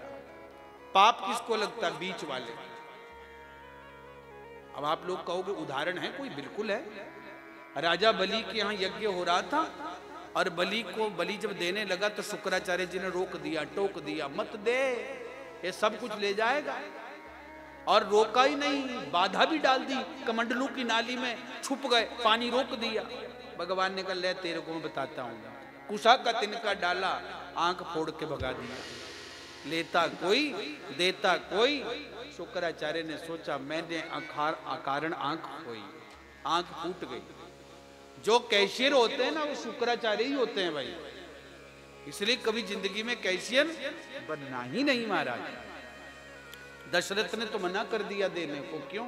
क्योंकि राम के बगैर नहीं जी सकते हैं दशरथ। लेकिन यहाँ पर वशिष्ठ जी ने समझाया, किसको? कौशल्या को। कौशल्या जा समझा इस दशरथ को। क्यों? बोले यदि दे देगी ना बेटा तो कहा था ना एक महात्मा ने आकर के, 14 साल का होगा राम तो दे देना, बहू आएगी। तब वशिष्ठ बहु विधि समझावा, पूर्व कथा प्रसंग सुनावा। और फिर दशरथ देने को तैयार हो गए और कहा कि गुरुजी ले जाओ। अति आदर दो तनय बुलाए, दोनों बालकों को हृदय से लगाया और लगा करके कहा कि बेटा जाओ और जाकर के जो भी गुरुजी आदेश दें ऐसा समझना कि पिताजी ने ही आदेश दिया है। और फिर बंधुओं राम लखन चल पड़े। त्राटक वन में ताड़का को मारा, सुबाहु को अग्नि बाण मार करके भस्म किया, मारीच को बिना फर का बाण मार करके समुद्र से 100 योजन दूर फेंक दिया। जिस जगह गिरा उस देश का नाम हुआ था मॉरिशियस। ठीक है। और फिर अहिल्या का कल्याण भगवान ने किया। जब अहिल्या का उद्धार हुआ तब से ही तो सारी दुनिया भगवान को क्या कहने लगी? पतित पावन। ठीक है ना। आओ एक पंक्ति गा लो जरा। आज आपको नींद क्यों आ रही है? आप लोग पानी का गिलास ले लिया करो, जिसको नींद आए पानी पी लिया थोड़ा सा, क्योंकि सोते हुओं को देख करके सुनाने वाले को भी नींद आ जाती है। ठीक है ना। हाँ आओ गा लो मेरे साथ। जय रघुनंदन जय सिया राम, जय रघुनंदन जय सिया राम, जय रघुनंदन जय सिया राम, जय रघुनंदन जय सिया राम। कृपा करो ही कृपा निधान, कृपा करो ही कृपा निधान, दया करो ही दया निधान, दया करो ही दया निधान। जय रघुनंदन जय सिया राम, जय रघुनंदन जय सिया राम, जय रघुनंदन जय सिया राम, जय रघुनंदन जय सिया राम। हरि बोल। जोर जोर से ताली बजाओ।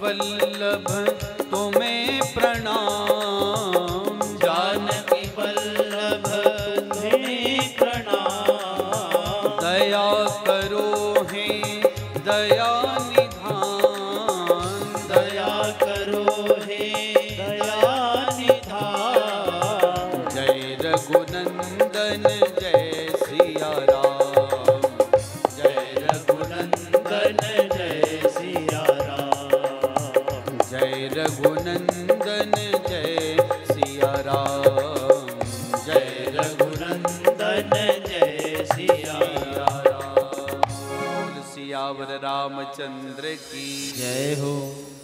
अब रघुनाथ जी माता अहिल्या का कल्याण करते तब भगवान का नाम पतित पावन हुआ। आगे मिथिला में गए। मिथिला में जाकर के सब जानते हैं कि जानकी जी और रघुनाथ जी का प्रथम मिलन कहाँ हुआ? बोले पुष्प वाटिका में, जहाँ पे जानकी जी ने जब राम जी को देखा, राम जी ने जानकी जी को देखा। कौन कहता है कि स्वयंवर दिन में होगा? सुबह सुबह ही हो गया। जानकी जी ने मनी मन राम जी को चुन लिया और महाराज आंखें फरफराने लगी। जानकी जी दौड़ी माता गौरा के मंदिर में और जाकर के सब सती दुर्गा का पाठ किया। जय जय गिरिवर राज किशोरी, जय महेश मुख चंद चकोरी, जय गजवदन षडानन माता जगत जननी दामिनी दुति गाता। और सप्तशती दुर्गा का पाठ किया और फिर माता जी प्रकट हो गई। भगवान भगवती की मूर्ति हंसने लगी। हंसती है, भगवान की मूर्तियां भी हंसती हैं। तो पार्वती जी ने कहा, बेटी सीते तुमको क्या चाहिए? तो जानकी जी ने क्या मांगा?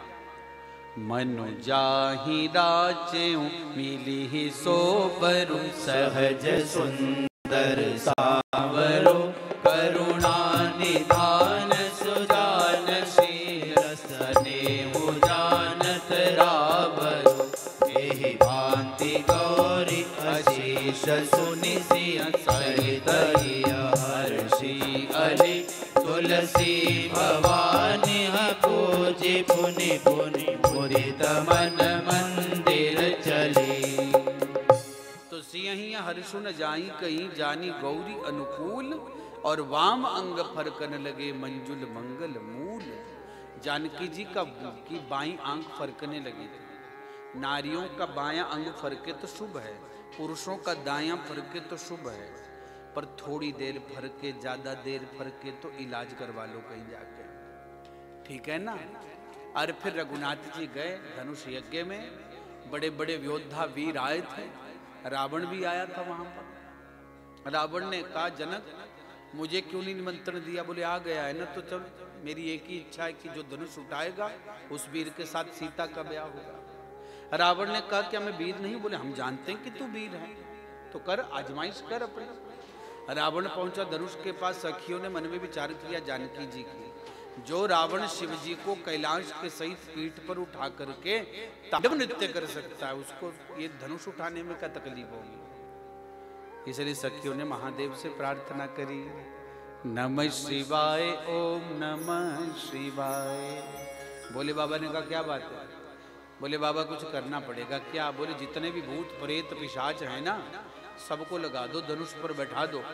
क्यों? बोले जो रावण है ना, इससे धनुष उठना तो छोड़ो, हिले भी ना। अच्छा लो भी करते हैं। भूत प्रेत पिशाच सबको बैठा दिया। रावण ने प्रयास तो बहुत किया, पर तिल भर हिला भी नहीं सका। मुंह लटकाया और सीधा लंका चला गया। राजा महाराजाओं ने मन में सोचा, जब रावण जैसा 20 बाजू वाला ही नहीं शिव धनुष हिला भी नहीं सका, तो हम कैसे उठा पाएंगे? तो राजा महाराजा लगे माथा टेकने धनुष को। और क्या कहते, भोले बाबा हमसे धनुष उठे, और हमसे ना उठे तो हमारे पड़ोसी से भी ना उठे। वो आदमी कभी तरक्की कर सकता है जो खुद तो कुछ नहीं कर पाया, पड़ोसी को झेल नहीं पाया। एक एक करके सबने प्रयास तो बहुत किया, पर किसी से हिला भी नहीं। तो जनक जी ने डांट दिया सबको, जाओ तजहु आश निज निज गृह जाओ, लिखा ना विधि भई देहि विवाह। ऐसा लगता है कि सीता का विवाह लिखा ही नहीं इस जन्म में। ऐसा लगता है कि धरती ने वीरों को पैदा करना ही बंद कर दिया। सब चुपचाप सुनते रहे, पर लखन को गुस्सा आ गया। लखन तिल मिलाते उठे और कहने लगा, ओए जनक, कैसे कह दिया कि इस धरती पर कोई वीर नहीं बचा? मैं चाहूं तो पूरी धरती को कच्चे घड़े की तरह फोड़ सकता हूं, गेंद की तरह उछाल सकता हूं, और कमलनाल की तरह खींच करके सचयोधन दूर फेंक सकता हूं। जब ये बड़ी बड़ी बातें लखन ने कही, तो पीछे से राम जी ने इशारा किया, वाह लखन, आजकल तो तुम धरती को कच्चे घड़े की तरह फोड़ने लगे हो, गेंद की तरह उछालने लगे हो, क्या तुम कर पाओगे? लखन ने कहा, भैया ऐसा लग रहा है कुछ ज्यादा ही बोल गया जल्दबाजी में, गुस्से में। बेटा वो तो ठीक है, पर जो बोलना चाहिए विवेक से बोलना चाहिए। और तूने सीधा ही कह दिया होने वाले ससुर जी को, डायरेक्ट बोल दिया, ओए जनक, अरे इतने बड़े ज्ञानी हैं, पिताजी की उम्र के हैं, ससुर जी होने वाले हैं, बात तो यही बिगड़ जाएगी, बिना घरवाली के जाना पड़ेगा। लखन ने कहा, भैया जो ना मेरे राम का सो ना मेरे काम का, सीधी सी बात। बोले तुम क्या धरती को कच्चे घड़े की तरफ फोड़ सकते हो? तब लखन ने कहा कि भैया तोरो छत्र दंड जिमी तब प्रताप बलनाथ। भैया जैसे कोई छोटा सा बच्चा कुकुर मुत्ते को उखाड़ कर हाथ पर धारण कर लेता है, वैसे मैं भी पूरी धरती को उठा सकता हूँ, कच्चे घड़े की तरह फोड़ सकता हूँ। कुकुर मुत्ता तो जानते हैं आप लोग? नहीं जानते। बरसात के दिनों में गीली गीली जगह में वो मशरूम जैसी उगी होती ना, छाते जैसे, उसको कहते कुकुर मुत्ता, और उसको हिंदी में संस्कृत में कहते छत्रक। बिलासपुर वाले बोलते कुक। एक जगह कहीं गया, उन्होंने बोले सब्जी बना रखी, मैंने कहा किस चीज, बोले कुक है। मैंने कहा ये क्या बीमारी है, बोले मशरूम। मैंने कहा ले जहर हम नहीं खाएंगे भाई। शास्त्र कहता है कि ये मशरूम जो है ना खाना नहीं चाहिए। जो पाप मुर्गे बकरे को खाने का लगता वही पाप लगता है इसको खाने का वैष्णव समाज में।